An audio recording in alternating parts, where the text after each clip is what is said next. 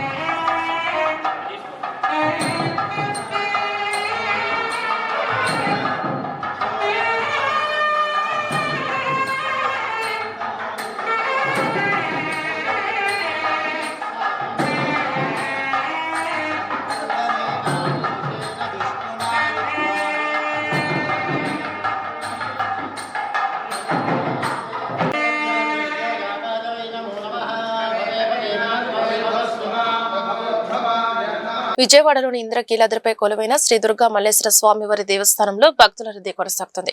కనకదుర్గమ్మ అమ్మవారిని దర్శించుకునేందుకు వివిధ ప్రాంతాల నుంచి భక్తులు పెద్ద ఎత్తున తరలివస్తున్నారు.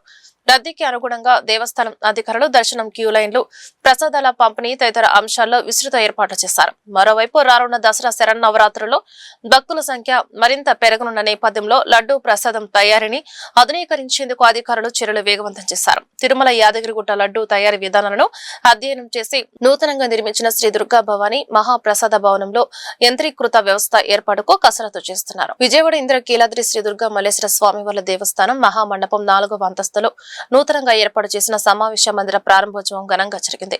మంగళ వాయిద్యాలు, వేద మంత్రాల నడుమ దేవస్థానం ధర్మకర్తల మండలి చైర్మన్ బొర్రా రాధాకృష్ణ, కార్యనిర్వహణాధికారి వికే సీనానాయక్ సమావేశ మందిరమును ప్రారంభించారు. పూజా కార్యక్రమం అనంతరం సిబ్బందితో చైర్మన్ ఈవో మాట్లాడుతూ దేవస్థానంలో సమావేశ మందిరం ప్రాముఖ్యత, అవసరం గుర్తించి ఏర్పాటు చేశామని పేర్కొన్నారు. ఈ కార్యక్రమంలో ఉప ప్రధాన అర్చకులు శంకర శాండిల్యం, ట్రస్ట్ బోర్డు సభ్యులు పి రాఘవరాజు, ఏ శ్రీనివాసరావు, ఎస్ సరిత, ఎం కళావతి తదితరులు పాల్గొన్నారు.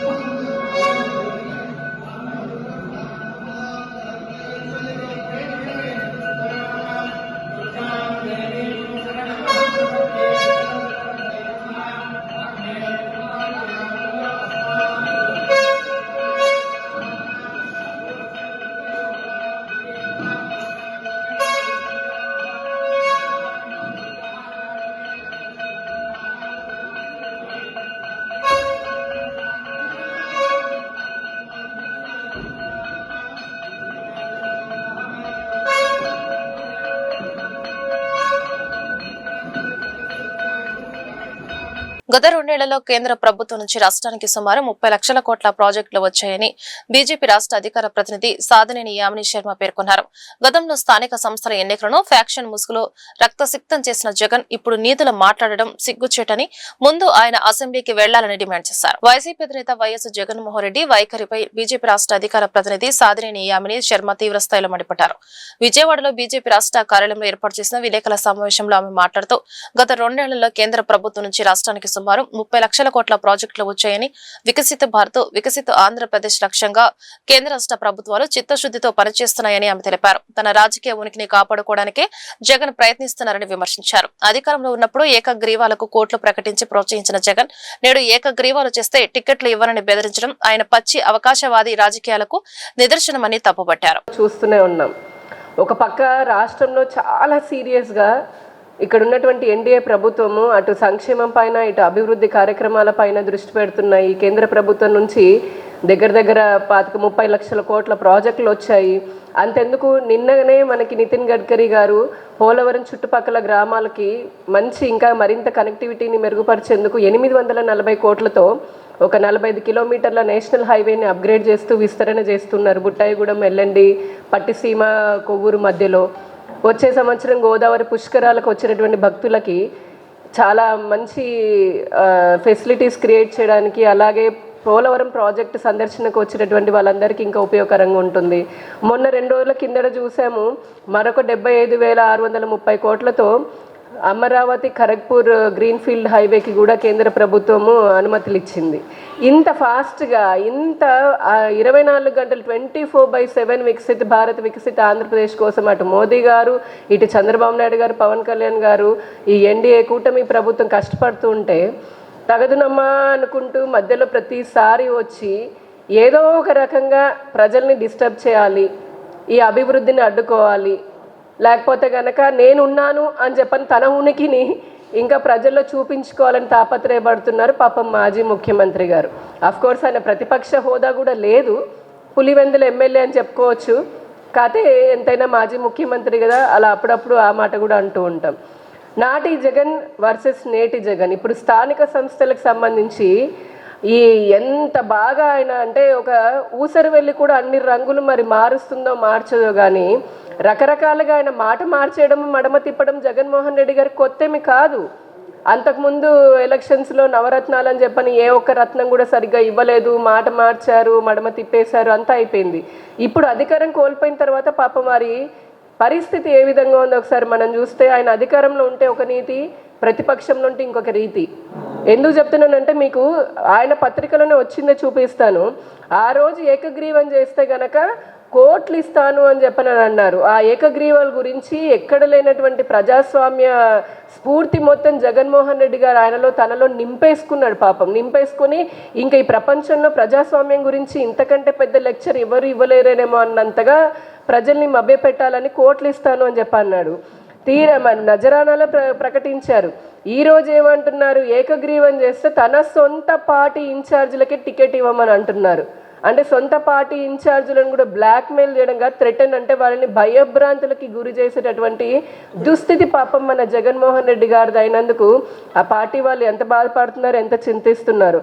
అయినా అసలు ఏకగ్రీవం అని చెప్పనంటే ఆ రోజున డప్పు కొట్టుకొని చప్పట్లు కొట్టిన వ్యక్తి ఈ రోజు ఎందుకు వణికిపోతున్నారు జగన్మోహన్ రెడ్డి గారు? మీకు వచ్చిన బాధ ఏంటి, మీకు వచ్చిన ఇబ్బంది ఏంటి? ఆ రోజు ఏమేమి మాట్లాడారో ఒకసారి చూద్దాం. అసలు ఆయన ఏం మాట్లాడారు, నాడు ఏకగ్రీవాలు ప్రజాస్వామ్యానికి మకుటాలు అన్నారు. అదే నోటితో ఈరోజు ప్రజాస్వామ్యం కూని అంటున్నాడు. అంటే మీరు అధికారంలో ఉంటేనేమో ఆ రోజు మకుటం, అది మీరు అధికారంలో లేకపోతే ప్రజాస్వామ్యాన్ని కూని చేసేస్తుంది అంటే ఎన్డీఏ ప్రభుత్వం. సీటు మారితే ఆయన సిద్ధాంతమే మారిపోతుంది. అసలు జగన్మోహన్ రెడ్డి గారు మీకంటూ ఒక సిద్ధాంతం ఉందా అని నేను ప్రశ్నిస్తున్నాను. స్టేటస్ మారితే ఆయన మాట కూడా మారిపోతుంది. ఏకగ్రీవం ఆయన ఉన్నప్పుడు ఏకగ్రీవాలు జరిగితే గ్రామీణ ప్రాంతాల అభివృద్ధిలో రహదారులు కీలకమని అన్నారు. ప్రజలకు మెరుగైన రవాణా సౌకర్యాలు కల్పిస్తూ రోడ్లను అభివృద్ధి చేస్తున్నామని తెలిపారు. దశాబ్దాలుగా పెండింగ్ లో ఉన్న రోడ్ల సమస్యలకు ప్రాధాన్యత క్రమంలో పరిష్కారం చూపుతున్నామని చెప్పారు. రోడ్ల నిర్మాణంలో నాణ్యతకు అత్యంత ప్రాధాన్యత ఇస్తామని, నిర్ణీత ప్రమాణాలతో పనులు పూర్తి చేసి ప్రజలకు దీర్ఘకాలం ఉపయోగపడేలా రహదారులను అందుబాటులోకి తీసుకువస్తామని ఎమ్మెల్యే రాము తెలిపారు. నందివాడ మండలంలో సాస్కీ నిధులతో భారీగా రోడ్ల అభివృద్ధి పనులు జరుగుతున్నాయి. బుధవారం 3.26 కోట్లతో చేపట్టిన రోడ్ల పనులకు శంకుస్థాపన చేసిన గుడివాడ ఎమ్మెల్యే వెనుగంట రాము గురువారం మరో 2.20 కోట్లతో చేపట్టనున్న రోడ్ల అభివృద్ధి పనులకు భూమి పూజ చేసి శంకుస్థాపన చేశారు. Special assistance to states for capital investments నిధులు 40 లక్షలతో ఇలపర్రు బీటీ రోడ్, 1.20 కోట్లతో లక్ష్మీ నరసింహాపురం బీటీ రోడ్, 60 లక్షలతో అనమనపూడి జీపీకే రోడ్ నిర్మాణ పనులకు ఎమ్మెల్యే రాము శంకుస్థాపన చేశారు. అభివృద్ధి కార్యక్రమాలకు హాజరైన ఎమ్మెల్యే రాముకు ఆయా గ్రామాల ప్రజలు ఘనస్వాగతం పలికారు.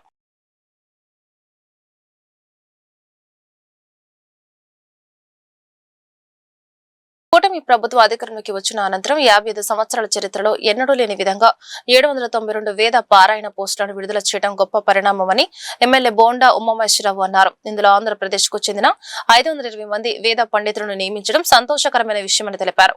విజయవాడ సెంట్రల్ నియోజకవర్గానికి చెందిన పలువురు వేద పండితులకు ఉద్యోగాలు లభించడం మరింత ఆనందంగా ఉందన్నారు. విజయవాడ సెంట్రల్ నియోజకవర్గం సింగ్ నగర్ లోని ఎమ్మెల్యే కార్యాలయంలో గురువారం వేద పారాయణ ఉద్యోగాలకు నియమితులైన వేద పండితులను ప్రభుత్వం విప్ సెంట్రల్ నియోజకవర్గ శాసనసభ్యులు బోండా ఉమామహేశ్వరరావు సన్మానించి శుభాకాంక్షలు తెలిపారు.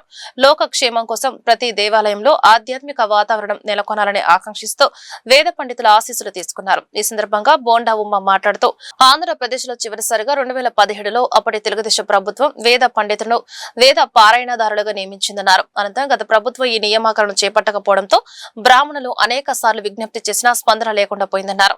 గతంలో వేద పారాయణదారుల నియామకంపై తాను అసెంబ్లీలో సుదీర్ఘంగా మాట్లాడడంతో పాటు ఈ అంశాన్ని ముఖ్యమంత్రి నారా చంద్రబాబు నాయుడు దృష్టికి తీసుకెళ్లినట్టు గుర్తు చేశారు.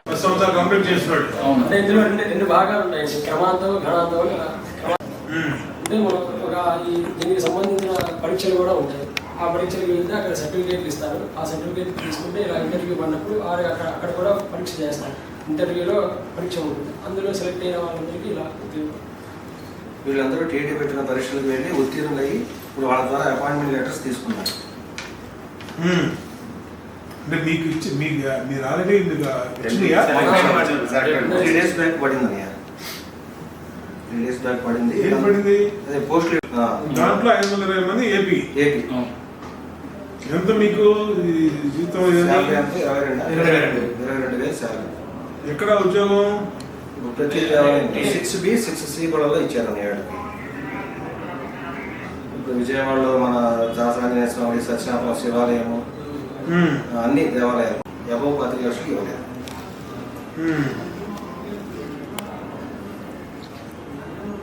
మన కోట ప్రభుత్వం వచ్చాక మొట్టమొదటిసారిగా ఇన్ని పోస్టులు రిలీజ్ చేయడం ఇదే. చరిత్రలో ఇన్ని పోస్టులు రిలీజ్ చేయాలి. మీకు ఎక్కడెక్కడ పట్టి పోస్టులు? ఇప్పుడు అంటే వాళ్ళు ఏంటంటే సెలెక్ట్ చేస్తారు, మీరు లెటర్ తీసుకుని అక్కడ సబ్మిట్ చేయాలి. తిరుపతి వాళ్ళ దగ్గరికి వెళ్ళి చూపిస్తే వాళ్ళు దాన్ని ఆమోదించారు. మనకు చేరాలి. మీరు ఇక్కడ పొద్దున్నే కార్యక్రమాన్ని 2 గంటలు సాయంత్రం పాటు మీరు కూడా చేయాలి. ఇప్పుడు 2-3 ఉన్నారు అనుకో, ఒక 2 ఉంటారు దాంట్లో వచ్చే అర్చకులు, వాళ్ళతో పాటు మీరు కూడా జాయిన్ అవ్వచ్చు. అర్చకత్వం వేరు, వేదపారాయణ వేరు. అర్చకులు అంటే వాళ్ళు పూజ చేస్తూ ఉంటారు. బయట మేము బయట కూర్చొని వేదపారాయణ చేస్తూ ఉంటాం. 4 వేల వాళ్ళు కూర్చుంటారు. ఎవరి పెద్ద దేవాలయంలో కమిట్మెంట్ లో 4 పనిచేస్తున్నారండి. 4 స్వస్తి పొద్దున్న 2 గంటలు, సాయంత్రం 2 గంటలు పనిచేస్తారు. కనుక వాళ్ళు ఆ ప్లేస్ లో అపాయింట్ చేస్తారు. దీనికి సర్టిఫికేషన్ ఒకటి కావాలండి. సర్టిఫికేషన్ గురించి వీళ్ళు ఇబ్బంది పడుతున్నారు. ఇప్పుడు ఏం కావాలి? అంటే వాళ్ళు ఈ నాన్ ఎంప్లాయ్మెంట్ సర్టిఫికేట్ ఒకటి చెప్పండి. నాన్ ఎంప్లాయ్మెంట్ సర్టిఫికేట్ ఒకటి అడిగారు. ఫ్యామిలీ మెంబర్ సర్టిఫికేట్ అడిగారు. నాన్ ఎంప్లాయ్మెంట్ ఏంటి మళ్ళీ? ఇది రేషన్ కార్డ్స్ ఏం లేవా? రేషన్ కార్డ్స్ ఉన్నాయి. ఉన్న వాళ్ళకు కూడా వాళ్ళు అది రేషన్ కార్డు బట్టి ఫ్యామిలీ మెంబర్ సర్టిఫికేట్ ఇచ్చేయచ్చు. అయితే వాళ్ళు ఏంటంటే కొద్దిగా సరిపోదు, మీకు ఇది కావాలని కొద్దిగా వాళ్ళు ఎవరు అడుగుతారా ఏంటి మిమ్మల్ని? ఎంఆర్ ఆఫీస్ ఆఫీసులో మిగతా మరి కాదు, ఈ సబ్మిట్ చేయమని ఎవరు అడుగుతారు? ఇప్పుడు మన నియోజకవర్గంలో ఈ వార్తలు ఇంతటితో సమాప్తం. నమస్కారం.